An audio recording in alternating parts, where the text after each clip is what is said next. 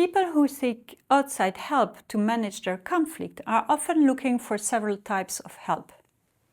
First, they seek for help that is focused on the problem at hand.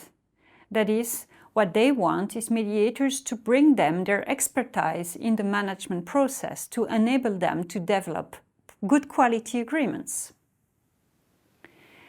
Aside from process management, people also seek for help for the management of their emotions. But what are the roles that mediator can play in emotional management? The first role is one of support, understanding, and listening. Conflicts are indeed a powerful source of stress for individuals.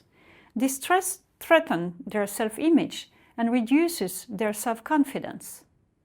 Moreover, when the context has forced them to repress their emotion, as when a subordinate does not dare to express what he or she feels in front of a supervisor, emotional expression becomes a major issue in mediation.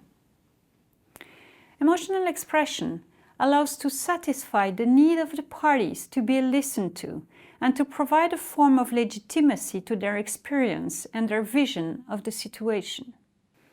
The second role played by mediators is one of clarification and identification. The parties in conflict feel a lot of emotions, but they are not always very clear on what exactly they are feeling or on what is or what was the trigger of their feelings.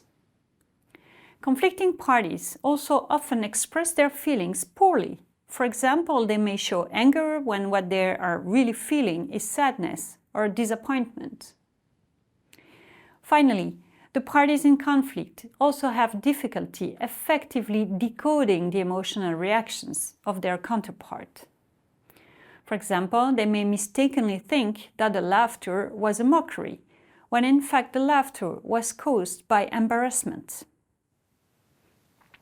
In their role of clarification and identification, mediators will focus on helping the parties to avoid judgmental shortcuts, to verbalize their feelings, and to pinpoint the real causes of their emotions.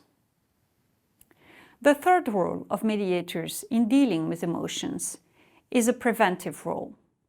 We have already talked in this model about the problem of emotional flooding. Emotions are natural and unavoidable, but too much emotion is counterproductive to the conflict management process. Excessive emotion is also a serious threat to the harmony of relationships.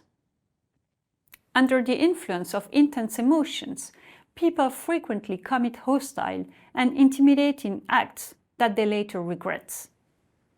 Mediators here have a role to play in preventing this risk by identifying the warning signs and working with the parties to develop coping strategies in the face of emotional flooding.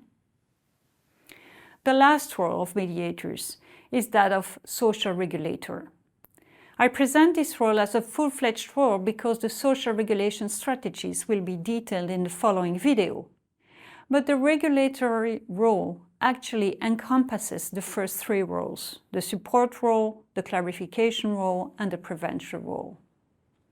Social regulation of emotion is everything that the mediators do that likely modulate the occurrence, the intensity, or the duration of what the parties are feeling.